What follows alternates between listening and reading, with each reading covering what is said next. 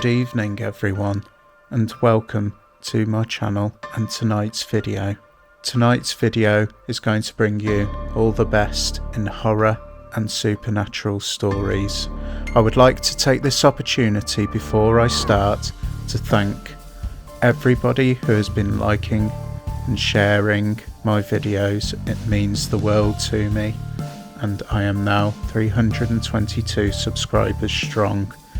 Great to have brand new family members, so if you haven't done so already, please be sure to hit that subscribe button. And now I just want to say before I start the video as well, this video might not be suitable for younger viewers, but for those of you who do want to watch the video, be prepared to be scared. And without further ado, let's get on with the video. Tonight's first story is titled The Spirit That Follows. A man called Lawrence and his friends are enjoying a night at a local pub. The alcohol is flowing and his friends are poking fun in a whole joking kind of way. The night continues on as they enjoy the night. Then the barkeep shouts, "Last orders please gents," and so the men drink up and begin the walk home. The men notice a very, very famous cemetery that they are walking past, and this is a cemetery like no other, for it has a spirit, an angry, vengeful spirit, and on the grave is written a warning. The friends decide to go into the cemetery and notice the grave with the warning, "All who disturbs my grave will meet a grisly and awful demise. Do not touch my grave or deface it." And so Lawrence's friends poke the eyes of fate and tell Lawrence to touch the grave, and they carry on and they carry on until Lawrence finally gives into peer pressure and touches the grave. He felt a slight chill down his back, but nothing else. The friends all shrug it off and start to walk home. They all disperse further up the street and wish him a good night, and they told him they will see him next week. And as Lawrence is walking further up the street, he notices a cold chill. He looks over his shoulder and doesn't see anything. He turns back around and continues his journey until he hears a cold voice say, "Tonight will be your last. You disturbed my grave. You were warned. The moment your eyes meet mine, your end will be instant." Lawrence was very, very shook up by this and continued into his house and continued up the stairs to his bedroom. Now, to the left of his bedroom was an ensuite bathroom where he went to brush his teeth, take his glasses off. Now, as he did this, he noticed a figure behind him but did not make eye contact with it. But he noticed this spiritual figure had a sword which looked incredibly sharp, and the spirit was provoking him by twirling the sword on its finger. The spirit then said something very cold and dark. "Tick tock, tick tock. And by the time morning comes, you will be looking into my eyes and you will meet your grisly demise." And the spirit disappeared without a trace. Thinking nothing of it, Lawrence then retired into his bed, where he slept until 3 a.m, where the alarm mysteriously turned on.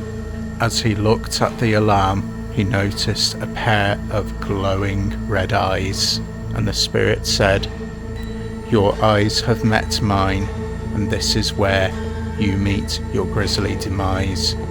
You were warned not to touch my grave, but you ignored my warning." And that night, Lawrence died. When the police got the coroner's report back, it was said that Lawrence had had a heart attack but the coroner had noticed something very unusual. A small, tiny scratch was found down his body, like a sword had been lightly pressed against his back. Tonight's second story is titled The Demon Dog. There is an old lady and a dog that live in a property. She loves this house so much and she thinks the world of her dog. She has a garden out the back where she keeps all of her vegetable that is homegrown, and she loves her friends and neighbours, always kept herself to herself, and loved to go out to the bingo and sometimes go to the theatre with her friends. But little does she know about the house, for that house many years before was used to summon demons. And many years ago, a demon was trapped in an item and would not be found until this one particular day. The lady was cleaning her house as she usually did, and then ventured outside where she was digging up some soil. Her trowel had hit something that was clay-like and it broke. She noticed a weird smell in the air after she had done this, and a chill went down her spine, but then she shrugged it off and thought nothing of it. She continued her usual gardening duties as she usually would, to keep her house in check and her garden in check also. Later on that night, she went with friends to the theatre and had mentioned that she'd hit something with her trowel, but then shrugged it off as being nothing. The night came to an end, and the old lady had come home to her dog, who she thought was upstairs underneath the bed, as the dog would lay underneath the bed that night. She would retire to her bed and set off to sleep. She would be awoken in the night to hear her dog panting.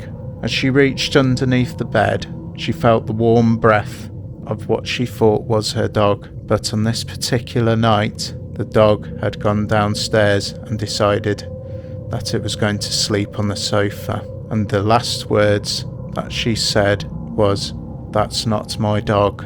A few days later, her friends came knocking for her and noticed that the old lady had gone missing, but all that was left was her dog shivering on the sofa, and looked like the dog had been startled. The old lady was never seen or heard from ever again. Tonight's final story is titled Don't Get Out the Car. A young couple is travelling down an old highway. This is the usual routine for this particular young couple, as they like to go on nighttime drives together. And this particular night, the young couple drove down a different turning, but this turning was like no other, and this particular road was like no other, for there was an unseen force and some very evil work at hand indeed.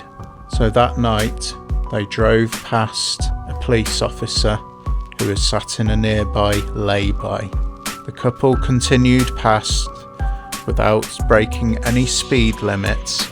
As they continued up the road, they noticed a light tapping on top of the car. The couple stopped and noticed it straight away, but then they thought nothing when they heard nothing else had happened after they'd stopped, so they had continued further on up this road. Once again, after they got a bit further up the road, the banging became louder, making knocks and loud clanging, bashing noises. The couple then stopped again, and they got a bit worried. The man had told his girlfriend to start to call the police because they were unsure and they were very frightened at this time. The man got outside of the car at this point and checked on the roof, but nothing was there, and so he got back into the car and continued his journey. Once again, the banging that was on top of the car had returned once again, this time more violent, and you could see the hands were making a dent in the roof. The police that had been called had sent the car that was further on down the road towards them. As the policeman approached the car and caught up to them, had pulled them over. The policeman looked up in shock as he saw the entity that would be bashing on the man's roof of the car. He shouted into the man who was driving, "Do not get out of the car. Stay in the car. Whatever you do, do not get out of the car." The man opened the window, and the man was dragged out of the car at such force and thrown across the road. The police, without thinking anything, drew his holstered weapon and fired shots into the air. The spirit that had dragged him out of the car had disappeared without a trace and wasn't to be seen. It was as if nothing happened at all. And that concludes all of the stories tonight. I hope you've enjoyed this edition of Horror and Supernatural Stories, and I'd like to thank you all for watching. Please be sure to give this video a like, and if you are new, and once again please consider subscribing. And I will end the video as I always do by saying bright blessings, blessed be, and where you can be anything at all, then please be kind, because being kind is the most beautiful person that you can be. And remember, don't have nightmares.